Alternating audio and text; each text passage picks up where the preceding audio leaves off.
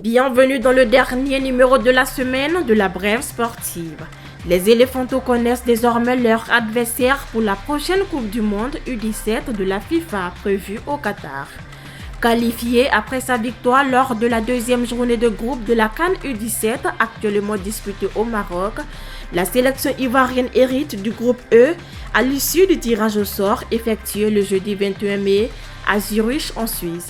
Les hommes de Bassiriki Diabaté croiseront l'Italie, l'Ouzbékistan et la Jamaïque lors du premier tour de cette compétition mondiale qui se tiendra du 19 novembre au 13 décembre 2026 à Doha.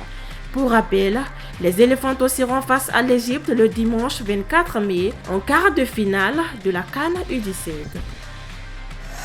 Ancien joueur puis éducateur de l'OGC Nice, Emers Faye pourrait selon Nice Matin autoriser Eli Wahi sélectionné pour la Coupe du Monde à prendre part au barrage retour en Ligue 2 que les Aiglons disputeront le 29 mai contre Saint-Étienne.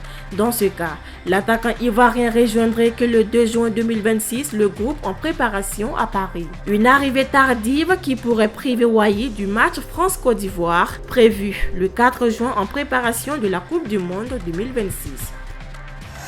Comme annoncé jeudi dans la Brève sportive, la commission centrale des arbitres dirigée par Bonaventure Kalou a fait le bilan de la saison.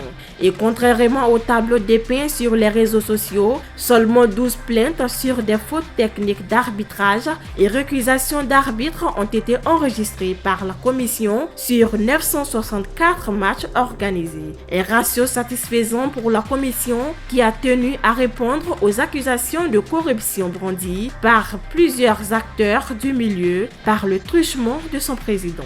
Tous les arbitres de Côte d'Ivoire ne sont pas corrompus. Et s'il y a des corrompus, qui sont les corrupteurs? Il faut qu'on nous le dise. Parce que ceux qui corrompent ou qui tentent de corrompre les arbitres, ils ne viennent pas de Chine. Ce n'est pas des Martiens. C'est des gens c'est des présidents de club. Donc, il faut que chacun balaye un peu devant sa porte. C'est vrai que tout n'est pas parfait. C'est vrai qu'il y a des choses à améliorer, mais il ne faut pas qu'on fasse comme si la Côte d'Ivoire, l'arbitrage en Côte d'Ivoire, c'est un îlot de corruption où tout est sale et où dans les autres pays, tout est propre. Ça, je ne suis pas d'accord avec ça. Une sortie plutôt musclée qui a pour but de remettre l'église au centre du village en espérant que l'ensemble des villageois acceptent d'aller y prier. La Côte d'Ivoire a fait une entrée remarquée au championnat d'Afrique de para-haltérophilie qui se déroule actuellement en Algérie. Jeudi, au complexe olympique d'Oran, Alidou Diamoutene a décroché la médaille d'or dans la catégorie légende après avoir levé la charge de 162 kg ce jeudi 21 mai 2026. Cette performance lui a permis de décrocher la médaille d'or dans la catégorie légende. Alidou montre la voie du succès à Nyangbe Taïbé Antoine chez le moins de 65 kg hommes et à Ndraman Christiana Reine chez le moins de 73 kg dames qui composent la délégation ivoirienne en Algérie.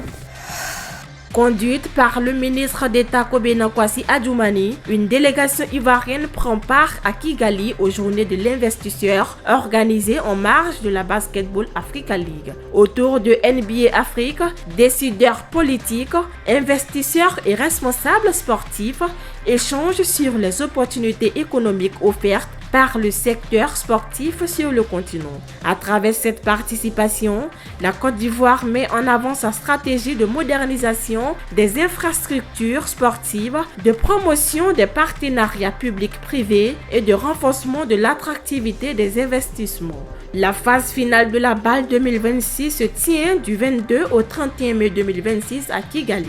Aucune équipe ivoirienne n'est présente à ce stade du tournoi.